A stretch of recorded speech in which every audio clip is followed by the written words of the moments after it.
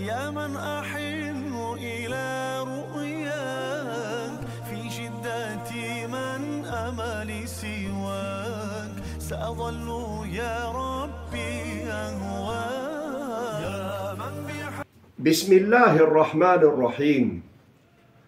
Au nom d'Allah, le tout miséricordieux, le très miséricordieux. Louange à Allah, Seigneur de l'univers. Que la paix et les bénédictions d'Allah soient sur notre prophète, notre maître, Muhammad sallallahu alayhi wa sallam, le plus noble des messagers, ainsi que sur sa famille, ses compagnons et ceux qui les suivent dans la droiture avec bienfaisance jusqu'au jour du jugement.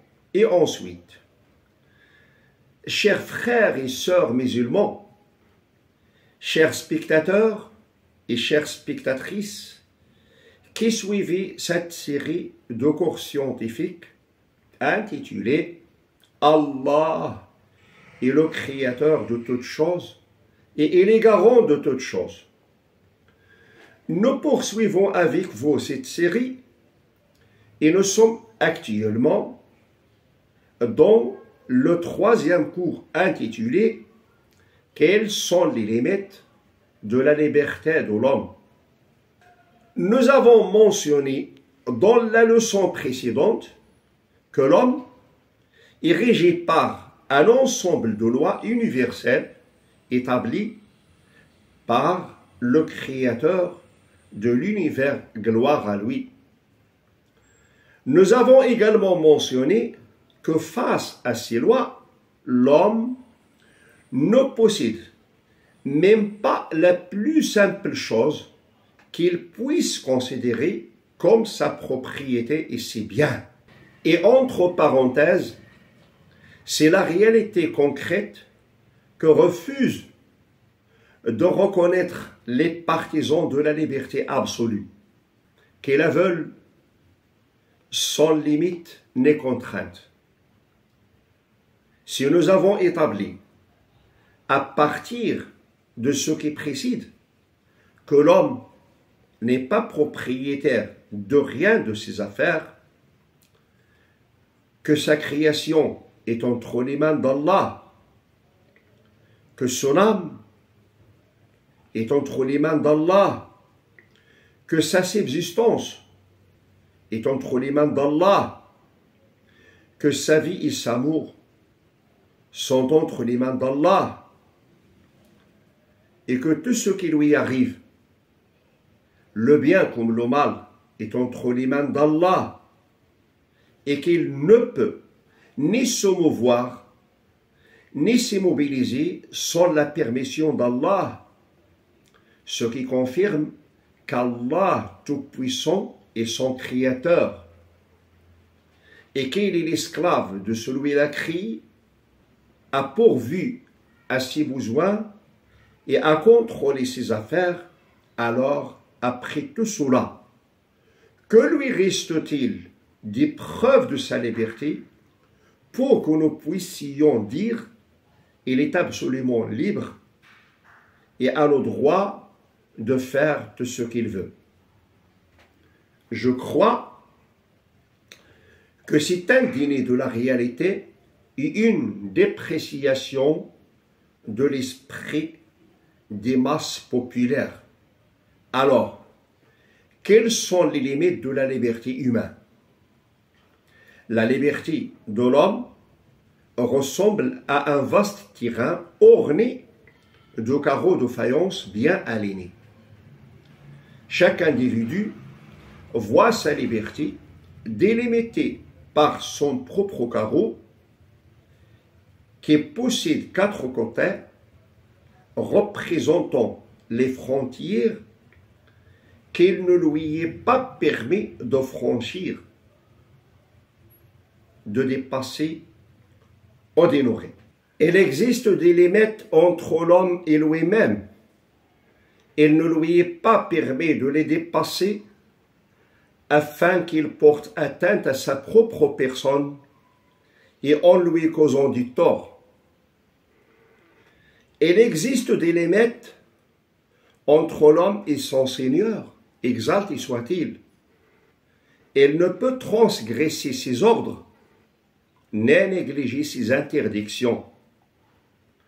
Il existe des limites entre l'homme et l'environnement cosmique.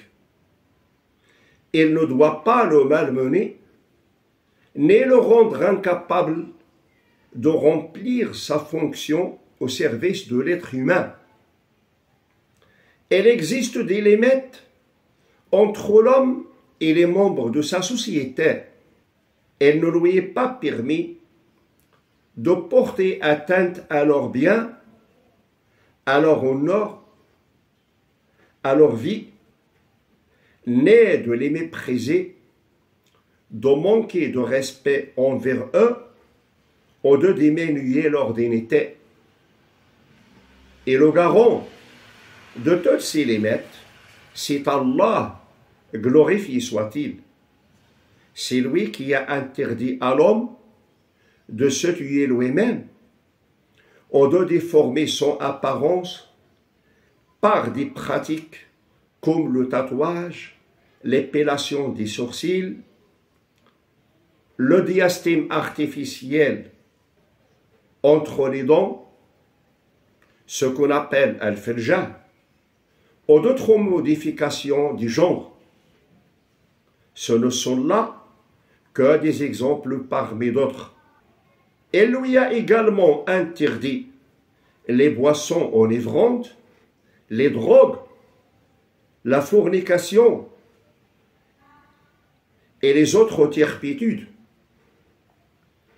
C'est aussi lui qui a rendu obligatoire la foi, la prière, l'aumône, le jeûne, le pèlerinage et d'autres devoirs religieux. Et c'est lui qui a interdit la fraude, le vol, le tromperie, entre autres interdictions. Le Coran est rempli de versets qui protègent ses limites et restreignent la liberté négative de l'homme, celle qui lui porte préjudice à lui-même et à son environnement. Le verset suivant en est preuve claire pour indiquer ce sens. Allah Tout-Puissant dit: Ud'u rabbakum tadarru'an wa khufyah, innahu la yuhibbul mu'tadin, wa la tufsidu fil ardi ba'da islahiha, wad'uhu khawfan wa tama'a, inna rahmatallahi qaribun minal muhsinin. Et ça veut dire: invoquez votre Seigneur humblement et en secret. Il n'aime pas les transgresseurs et ne sommet pas la corruption sur la terre après qu'elle ait été réformée. Invoquez-le avec crainte et espoir, car la miséricorde d'Allah est plus proche des bienfaisants. Et puisque c'est Allah qui est le garant de ces limites, on les appelle les droits publics. Certains peuvent croire à tort que des versets tels que « Et dit la vérité émane de votre Seigneur, quiconque le veut qu'il croie, et quiconque le veut qu'il mécroie. En nulle contrainte en religion, signifie que l'être humain est libre de choisir de pratiquer une religion ou non, ou de se soumettre aux lois d'Allah ou de s'en détourner. C'est là une grave erreur. En effet, dès que le message d'Allah parvient à une personne, il lui devient obligatoire d'y répondre favorablement. Toute négligence à ce sujet sont remises en question sincère. jusqu'à ce qu'il soit trop tard et que l'opportunité du repentir soit perdue, expose cette personne au châtiment de l'enfer. Oui, chaque être humain est libre de ses choix dans cette vie, à condition de ne pas combattre la religion d'Allah ni ses serviteurs. Cependant, il assume la responsabilité de ses choix en fin de compte.